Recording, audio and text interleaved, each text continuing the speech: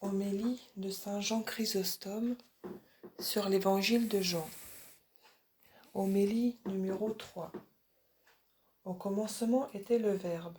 Verset 1 de l'évangile de Jean. Analyse.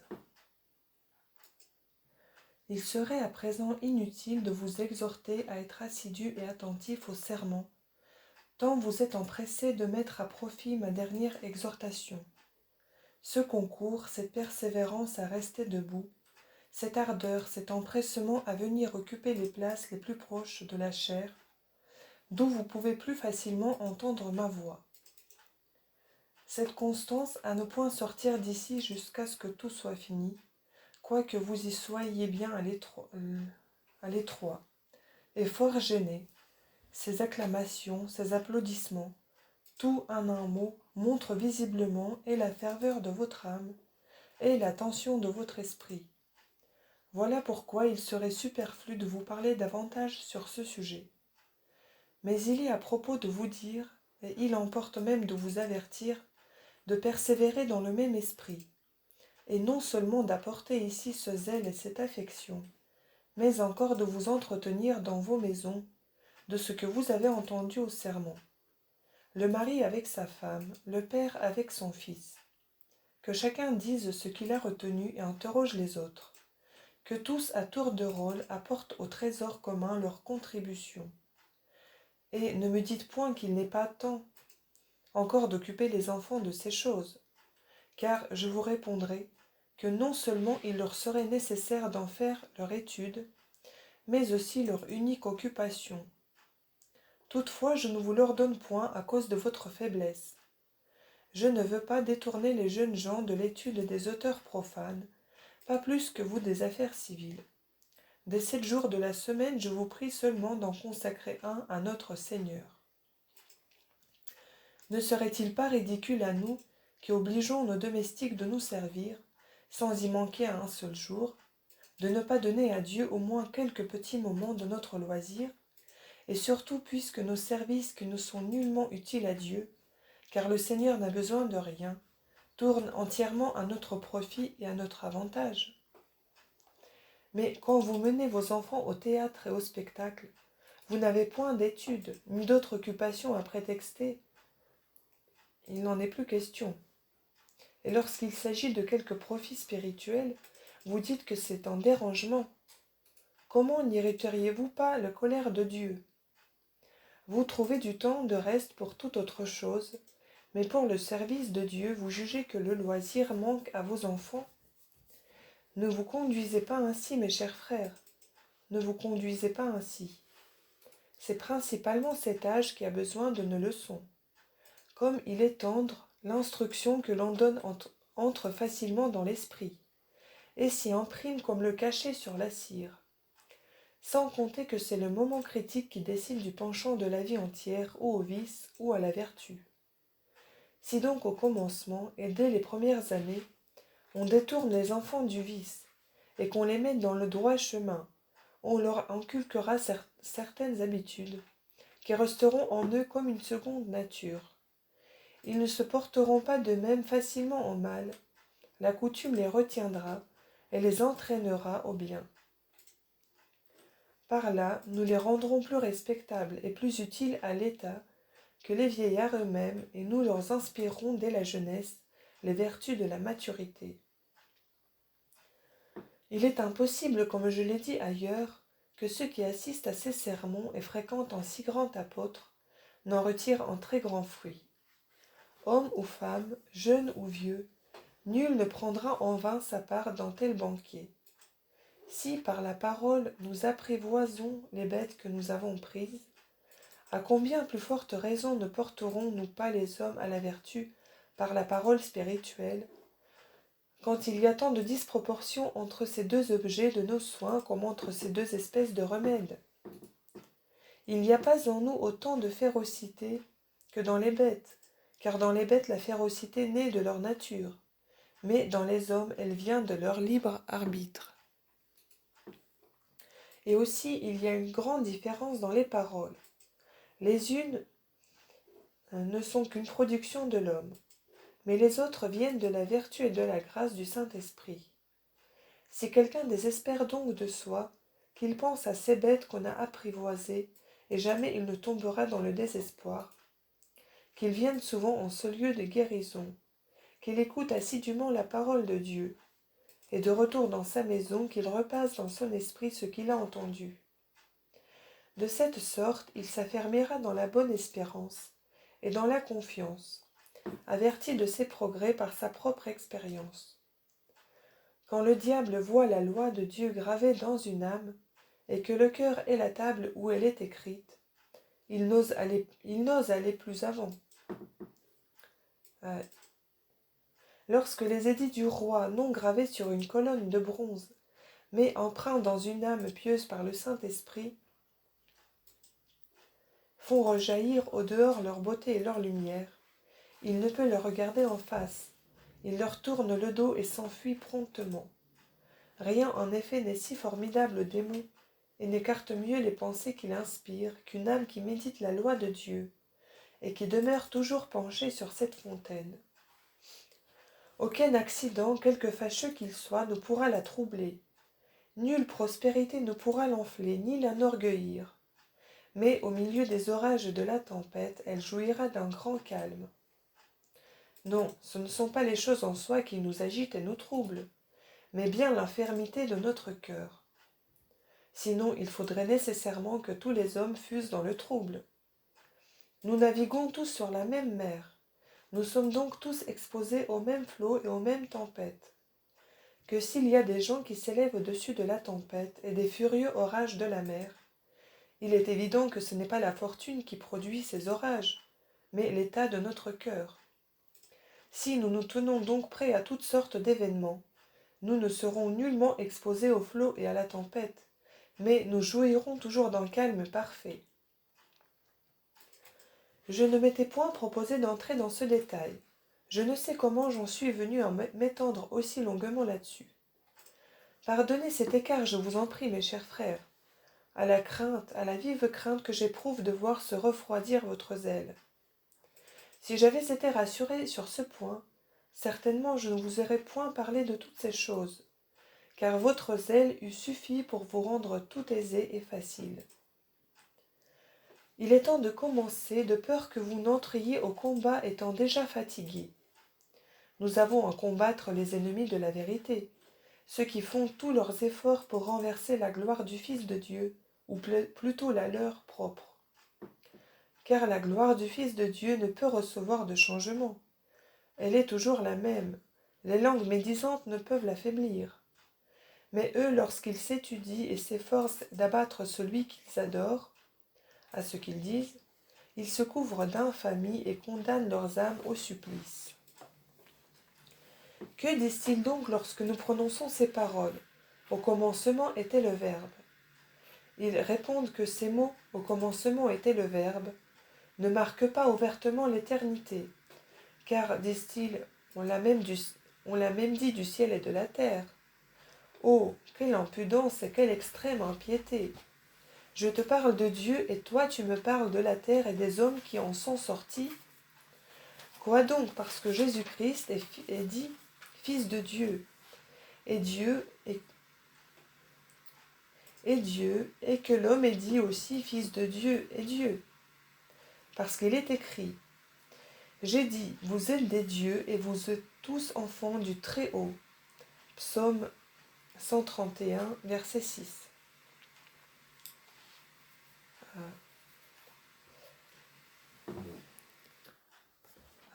Psaume 81, verset 6. Tu disputeras de la filiation avec le Fils de Dieu, et tu diras qu'il n'a rien de plus que toi? Nullement, réponds-tu. Tu le fais, te dis-je, bien que tu ne l'avoues pas expressément. Comment? C'est en disant que tu as reçu l'adoption par grâce, et lui aussi. Car quand tu dis qu'il n'est pas fils par nature, tu ne dis autre chose, sinon qu'il est fils par grâce. Mais voyons quelle preuve, quel témoignage nous apportent ces hérétiques. Au commencement, Dieu a fait le ciel et la terre était invisible et tout en désordre. livre de la Genèse, chapitre 1, verset 1. Et il était un homme d'Armathaïm, Sipha. Premier livre des rois, chapitre 1. Ces paroles leur paraissent fortes, et véritablement elles le sont. Mais c'est pour démontrer la vérité de notre doctrine, car pour prouver leur blasphème, rien n'est plus faible. En effet, je te le demande, qu'y a-t-il de commun entre cette parole « il a fait » et celle-ci « il était » ? Qu'est-ce que Dieu a de commun avec l'homme ? Pourquoi joins-tu ce qu'on ne peut joindre ensemble ? Pourquoi confonds-tu ce qui est séparé et mets-tu en bas ce qui est en haut ? En cet endroit-ci, le terme « il était » ne montre pas l'éternité si on le prend seul, mais il la montre et la déclare si on le joint à ceci. Au commencement, il était, et le verbe était. Comme donc le mot étant, quand il est dit de l'homme, ne marque que le temps présent, et lorsqu'il est dit de Dieu désigne l'éternité, de même aussi le mot il était, s'il est dit de notre nature, signifie en temps passé et même encore un passé borné. Mais quand il est dit de Dieu, il marque l'éternité. C'est assez pour celui qui a entendu ces paroles d'avoir ouï nommer la terre et l'homme, pour n'en penser et n'en rien dire de plus que ce qui convient à la nature créée. Tout ce qui a été fait dans le temps ou dans le siècle. Mais le Fils de Dieu n'est pas seulement avant le temps, il est aussi avant tous les siècles, puisqu'il en est le Créateur. Car l'Écriture dit de lui, par qui il a même créé les siècles. Épître aux Hébreux, chapitre 1, verset 2. Or, le Créateur est certainement antérieur aux créatures. Mais comme il se trouve des gens assez insensés pour s'abuser encore après cela sur le rang qui leur appartient, l'Écriture arrête tout à coup à leur esprit et renverse toute leur impudence par ce mot. Il a fait. Et cet autre, il était un homme. Car tout ce qui a été fait, le ciel, la terre, a été fait dans le temps, a eu un commencement temporel, et aucune de toutes ces choses n'est sans un commencement, par cela seul qu'elle a été créée. Ainsi donc, quand vous entendez ces mots, il a créé la terre, et l'homme était, toutes vos objections ne sont plus qu'en bavardage inutile. Je vais plus loin. Quand bien même il serait dit de la terre, au commencement était l'homme, il n'en faudrait penser rien de plus que ce que nous en connaissons maintenant, quoique l'Écriture se fût servie de ces expressions, parce qu'ayant fait précéder le nom de terre et celui d'homme, quelque chose qu'elle en dise après, l'esprit ne peut rien concevoir au-delà de ce que nous en savons.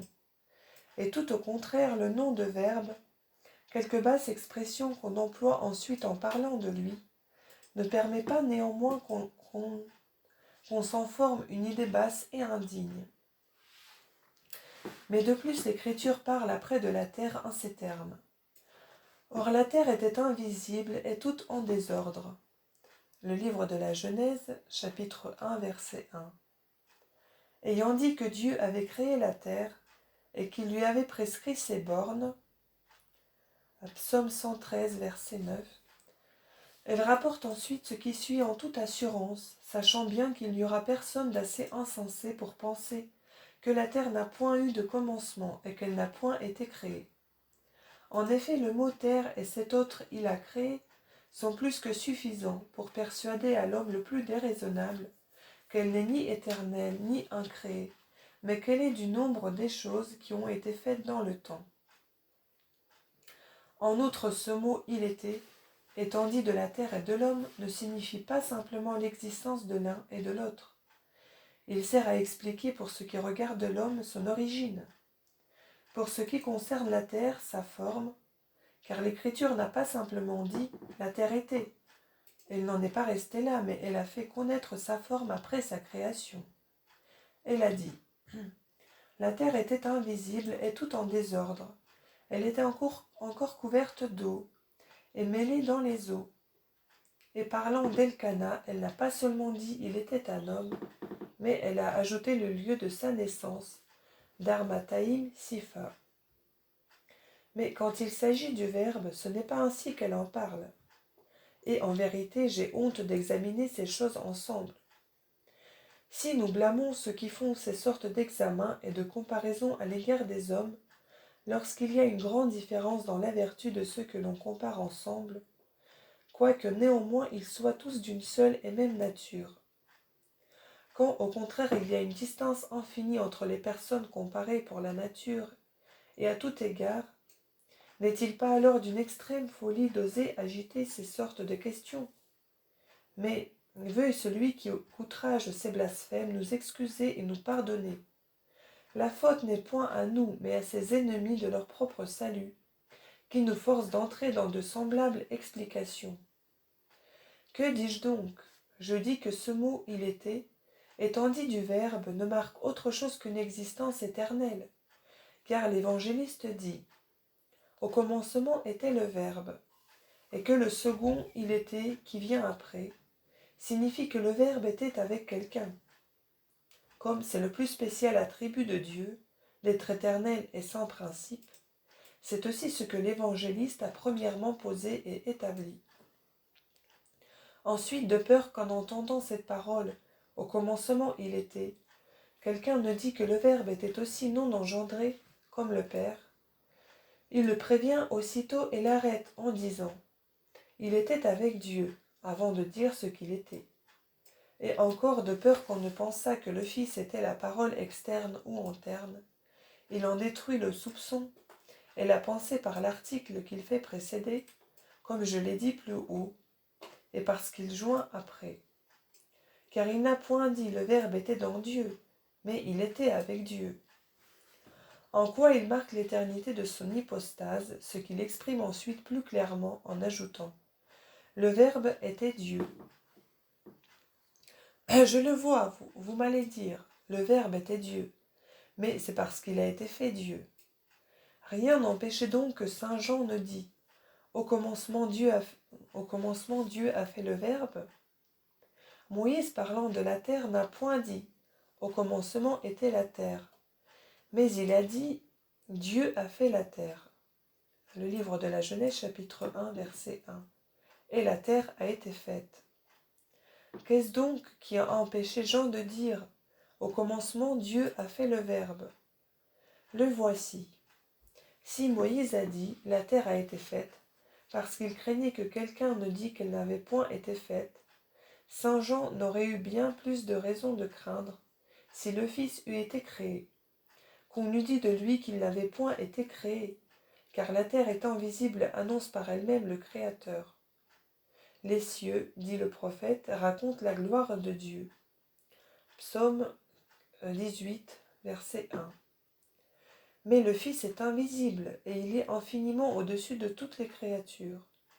Si donc, quoiqu'il n'y eût nul besoin ni de paroles, ni de doctrine pour nous apprendre que le monde avait été fait, le prophète toutefois le marque clairement, et avant toute chose, saint Jean avait bien plus de raison de le dire du Fils, s'il eût été créé.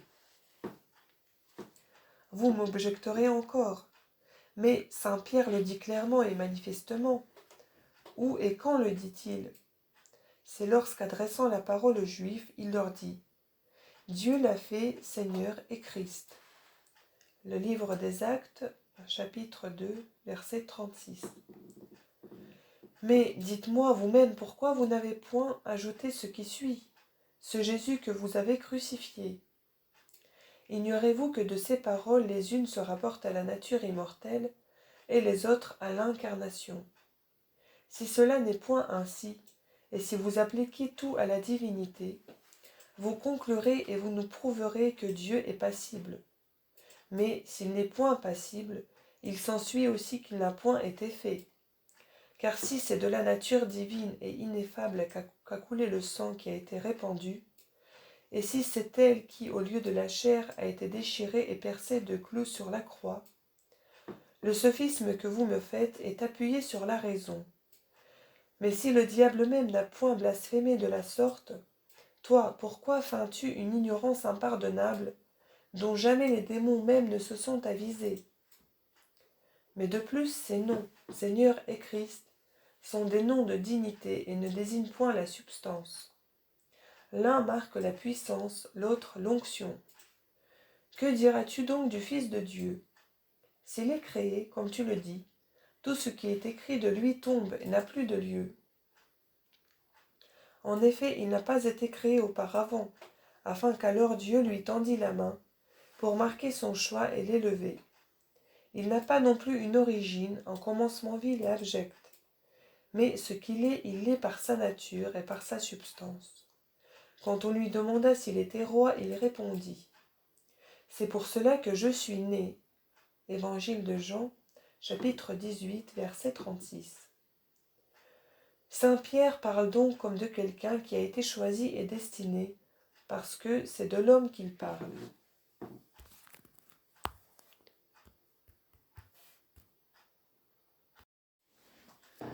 Pourquoi vous étonnez de ces paroles de Saint Pierre? Saint Paul, prêchant aux Athéniens, qualifie le Fils seulement d'homme, disant « Par un homme qu'il a destiné pour être le juge, et il en a donné des preuves à tout le monde lorsqu'il l'a ressuscité. » Actes chapitre 17, verset 31. Il ne dit point qu'il a la forme de Dieu, ni qu'il est égal à Dieu, ni qu'il est la splendeur de sa gloire, et c'est avec raison. Il n'était pas encore temps de le dire, et c'était alors assez pour eux de croire qu'il était homme et qu'il était ressuscité. Jésus-Christ lui-même l'a ainsi pratiqué. Saint Paul, qui avait appris de lui, dispensait de même la parole de l'Évangile. Car Jésus-Christ ne nous a pas d'abord révélé sa divinité, mais auparavant le prophète et le Christ étaient simplement regardés comme un homme. Et ensuite, par ses paroles et par ses œuvres, il a fait connaître ce qu'il était véritablement. Voilà pourquoi saint Pierre en use de la sorte au commencement les paroles que vous m'avez alléguées sont du premier sermon qu'il a prêché aux Juifs. Comme il n'était point capable encore de rien apprendre de la divinité de Jésus-Christ, il leur parle de sa nature humaine, afin que leurs oreilles y étant accoutumées, fussent après plus propres et plus disposées à recevoir toute la suite de la doctrine. Que si quelqu'un veut reprendre de plus haut cette prédication de l'apôtre, il y trouvera la preuve évidente de ce que je dis. Il verra que saint Pierre appelle Jésus-Christ homme et qu'il parle fort au long de sa passion, de sa résurrection et de sa génération selon la chair. Quant à ce que dit saint Paul du Fils de Dieu, qui lui est né selon la chair, du sang et de la race de David. Épître aux Romains, chapitre 1, verset 3. Il ne nous apprend rien autre chose, sinon que par ce mot, il est né. Il a en vue l'incarnation, et il ne fait en cela que confirmer notre sentiment. Mais l'enfant du tonnerre nous parle maintenant de son ineffable existence, qui est avant tous les siècles. C'est pourquoi il ne dit point « il a été fait », mais « il était ». Et c'est ce qu'il fallait expressément marquer ici, s'il eût été créé. Saint Paul a pu craindre que quelque insensé ne pensât que le Fils était plus grand que le Père, et que le Père était assujetti au Fils. Car c'est cette crainte qui lui fait dire aux Corinthiens, quand l'Écriture dit que tout lui est assujetti, il est indubitable qu'il en faut excepter celui qui lui a assujetti toutes choses. Le premier épître aux Corinthiens, chapitre 15, versets 26-27. Et qui pourrait penser que le Père fût assujetti au Fils avec toutes choses? Et néanmoins saint Paul a craint qu'il n'y eût des hommes capables de concevoir des pensées si absurdes, et a dit pour cela même, excepté celui qui lui a assujetti toutes choses. Saint Jean avait bien plus de raisons de craindre, si le Fils eût été créé, que quelqu'un ne crût qu'il était incréé, et de nous l'apprendre préférablement à toute autre chose. Mais comme il est engendré, ni saint Jean ni aucun autre, ou apôtre ou prophète, ne disent comme de juste qu'il ait été créé. Bien plus, le Fils unique lui-même n'aurait pas manqué de le dire si véritablement il eût été créé. Celui qui dit de soi tant de choses basses par condescendance aurait encore beaucoup moins euh, qu'il n'était qu'une créature.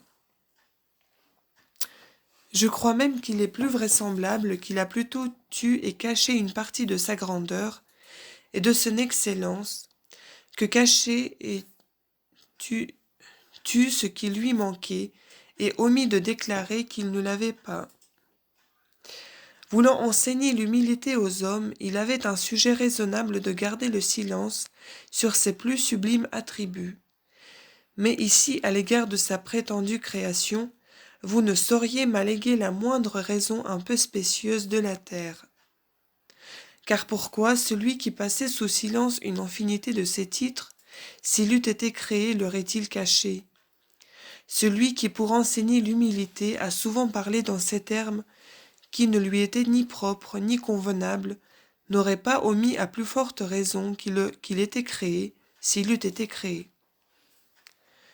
Ne vois-tu pas qu'il n'est rien qu'il ne fasse et ne dise pour empêcher qu'on pense qu'il n'est point engendré, qu'il dit même des choses qui sont au-dessous de sa dignité et de sa nature, et qu'il s'abaisse jusqu'à l'humble qualité de prophète, car ces paroles, je juge selon ce que j'entends, Évangile de Jean chapitre 5 verset 30, et ces autres, c'est lui, c'est mon Père qui m'a enseigné ce que je dois dire et ce que je dois enseigner, sont des paroles qui n'appartiennent qu'à des prophètes.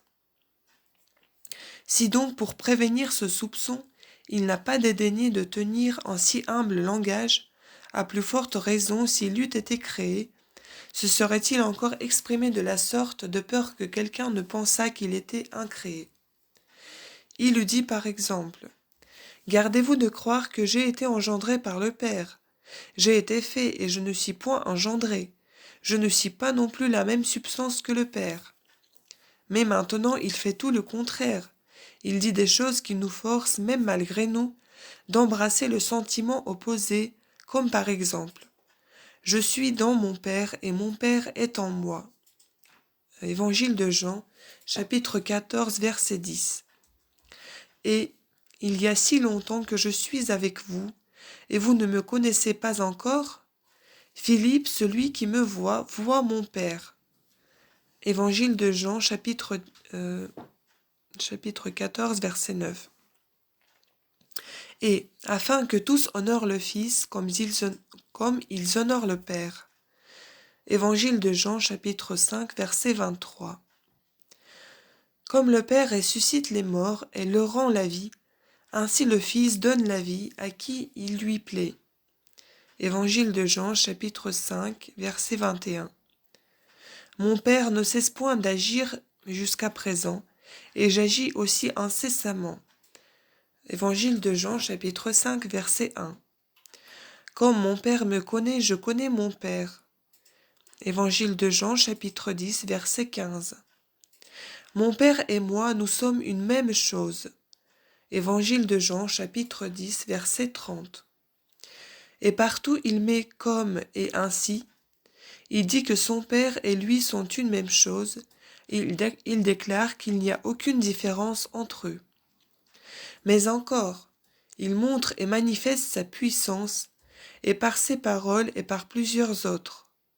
Comme lorsqu'il dit « Tais-toi, calme-toi ». Évangile de Marc, chapitre 4, verset 39. « Je le veux, soyez guéris ». Évangile de Marc, chapitre 8, verset 3.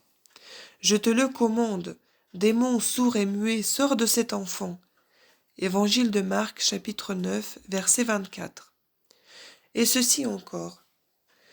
Vous avez appris qu'il a été dit aux anciens, vous ne tuerez point. Mais moi, je vous dis, que quiconque se mettra en colère sans sujet contre son frère, méritera d'être condamné. Évangile de Matthieu, chapitre 5, versets 21-22. Et tant d'autres préceptes ou miracles qui suffisent pour prouver sa puissance. Que dis-je? C'est bien des fois plus qu'il n'en faut pour gagner et convaincre tout homme qui n'aura pas perdu le sens et la raison. Mais telle est la force de la vaine gloire, que même dans les choses les plus claires et les plus évidentes, elle peut aveugler l'esprit de ceux qui en sont possédés, leur persuader de combattre ce qui est le mieux avéré. Elle peut même pousser au mensonge et à la révolte ceux qui sont le mieux convaincus de la vérité.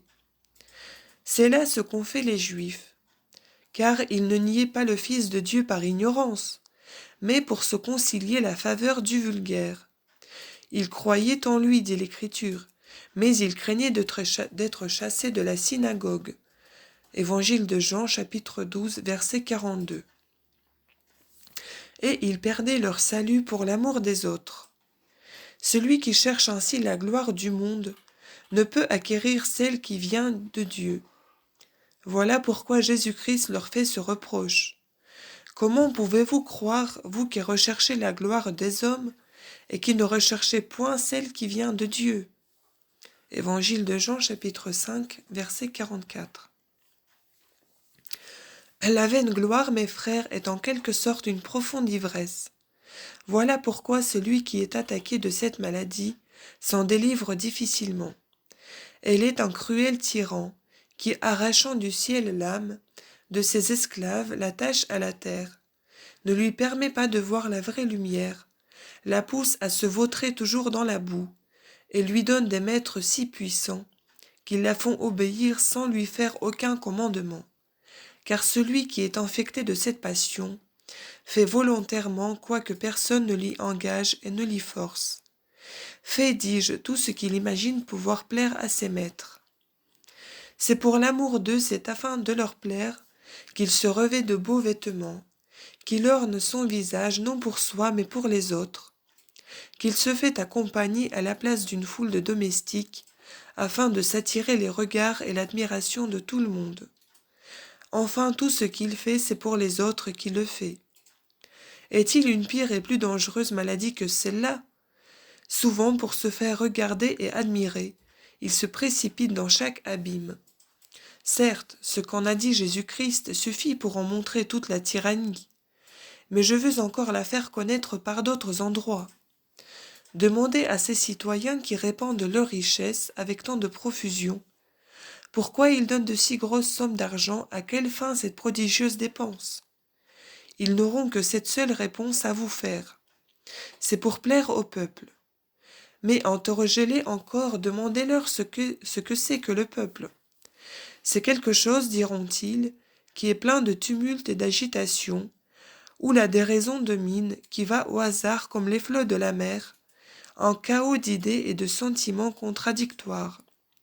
Est-il donc rien de plus misérable que celui qui se donne en tel maître? Mais que les personnes séculières s'attachent à la vaine gloire et la recherchent, c'est en mal sans doute, mais en mal relativement minime. Au contraire, quand cette maladie s'acharne avec un redoublement de fureur sur ceux qui prétendent avoir renoncé au monde, c'est alors surtout que les effets en sont terribles.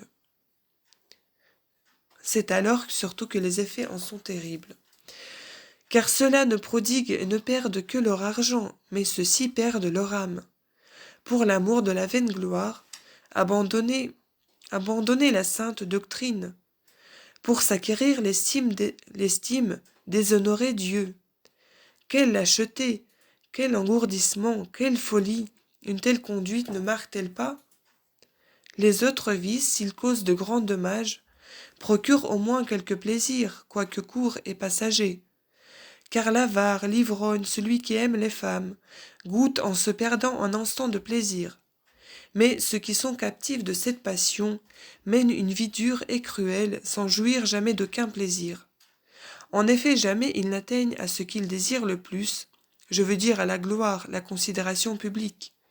Ils paraissent véritablement en jouir, et toutefois ils n'en jouissent point, parce que ce n'est point là une vraie gloire. Voilà pourquoi cette passion n'est point appelée gloire, mais chose vide de gloire. Et tel est le sens du nom que lui ont donné justement les anciens, parce qu'elle n'a rien de réel, rien de beau, rien de glorieux au-dedans. En masque paraît au dehors beau et aimable, mais il est vide au dedans, et ne peut pour cela même, bien que supérieur en beauté à bon nombre de visages, s'attirer jamais l'amour de personne. Ainsi en est-il de cette gloire du peuple. Elle est même quelque chose de plus misérable, car elle engendre la tyrannique et redoutable passion dont nous avons parlé. Elle n'a qu'une beauté extérieure et superficielle, tandis que l'intérieur non seulement est vide, mais encore flétri par l'infamie, et désolé par la tyrannie la plus atroce. D'où provient donc, me direz-vous, une si sotte et si extravagante passion, qui n'est capable de donner aucun plaisir? D'où? Elle ne peut venir que d'une âme basse et rampante. Il est bien difficile qu'un homme infatué de cette gloire conçoive de grands et de nobles sentiments. Nécessairement, il sera sans honneur, bas, rampant, méprisable. Il ne fait rien pour la vertu, il fait tout pour plaire à de viles créatures, et il suit à l'aveugle leurs erronées et fausses opinions. Comment voudrait-il quelque chose? Mais remarquez ceci, mes chers frères.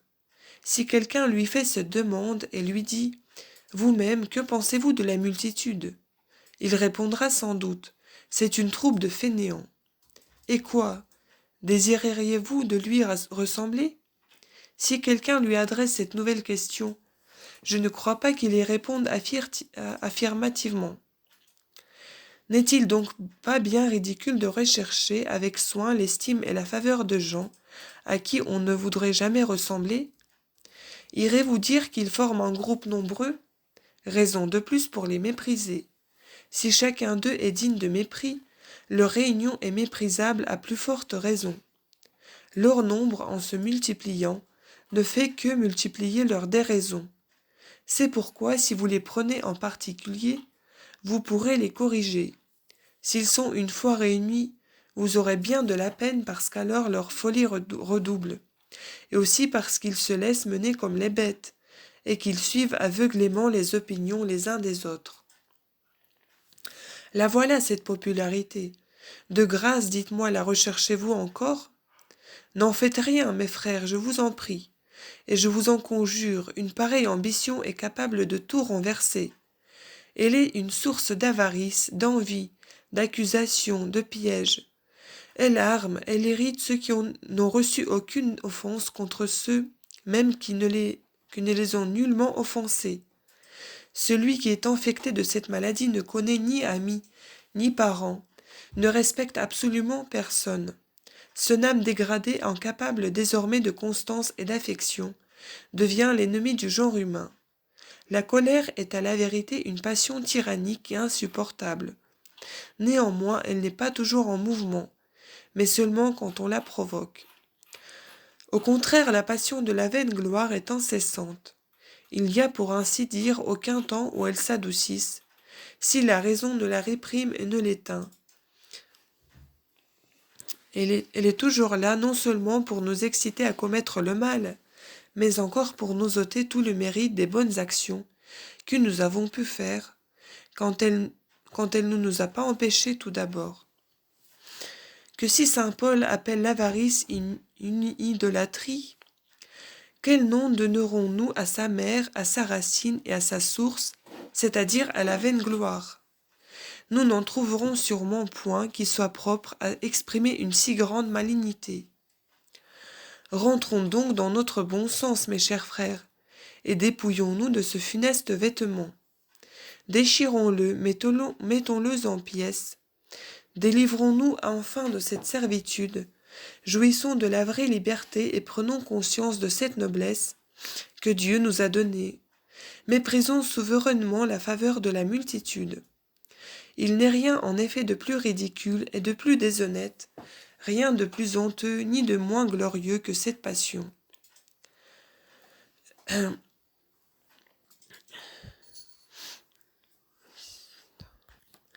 Bien des raisons le montrent. Rechercher la gloire, c'est ignominie. La mépriser et n'en faire aucun cas, pour conformer à la volonté de Dieu toutes ses actions et toutes ses paroles, c'est en quoi consiste la vraie gloire. Nous pourrons obtenir la récompense de celui qui voit et considère avec soin toutes nos œuvres, lorsque nous nous contenterons de la voir seule pour spectateur et pour arbitre. En quoi avons-nous besoin d'autres yeux, puisque celui qui doit nous donner la récompense et la gloire ne cesse point d'avoir ses yeux attentifs sur nous et sur nos œuvres?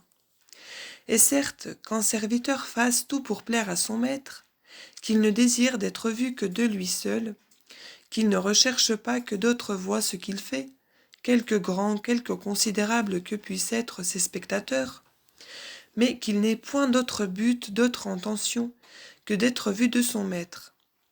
Que nous, au contraire, qui avons un si grand maître, nous cherchions d'autres spectateurs qui ne nous peuvent aider en rien, mais qui peuvent nous nuire en nous regardant et rendre notre travail infructueux et inutile. N'est-ce point là une absurdité et une extravagance? Ah, je vous en prie, mes chers frères, ne nous conduisons pas de la sorte, mais appelons et sollicitons les regards et les éloges de celui-là seul dont nous devons recevoir la récompense. N'ayons nul désir, nulle envie d'attirer sur nous les yeux des hommes. Quand d'ailleurs cette gloire nous tenterait, le meilleur moyen de l'obtenir ce serait encore de ne rechercher que la seule gloire qui vient de Dieu. Car je glorifierai, dit l'Écriture, quiconque m'aura rendu gloire. Premier livre des Rois, chapitre 2, verset 30. Et comme lorsque nous méprisons les richesses, c'est alors même que nous sommes le plus dans l'abondance de toutes sortes de biens, puisque Jésus-Christ dit « Cherchez le royaume de Dieu et toutes ces choses vous seront données comme par surcroît. » Évangile de Matthieu, chapitre 6, verset 33. Il en est de même pour la gloire. Là où il n'y a nul péril de donner les richesses ou la gloire, là Dieu les répand avec profusion. Or nous recevons sans péril et les richesses et la gloire, lorsqu'elles ne nous commandent point, ne nous dominent point et ne se servent pas de nous comme de leurs esclaves, mais qu'elles nous servent elles-mêmes comme des hommes libres qui sont leurs maîtres. C'est pour cette raison que Jésus-Christ ne veut pas que nous les aimions, de peur que nous ne devenions leurs esclaves. Si nous savons en user en maître, il nous les donne avec une grande abondance. En effet, quoi de plus illustré que ce Paul qui a dit « Nous ne cherchons aucune gloire de la part des hommes, ni de vous, ni d'aucun autre. » Première épître aux Thessaloniciens, chapitre 2, verset 6. Qui est plus riche que celui qui n'ayant rien possède tout? Car lorsque nous ne nous assujettirons pas aux richesses, comme je viens de le dire, alors nous les posséderons, alors elles nous seront données avec profusion. Si nous voulons donc acquérir la gloire, fuyons-la. C'est de cette sorte qu'en gardant les commandements de Dieu, nous pourrons obtenir les biens présents et les biens futurs, par la grâce de Jésus-Christ, avec qui gloire soit, au Père et au Saint-Esprit dans tous les siècles des siècles, ainsi soit-il.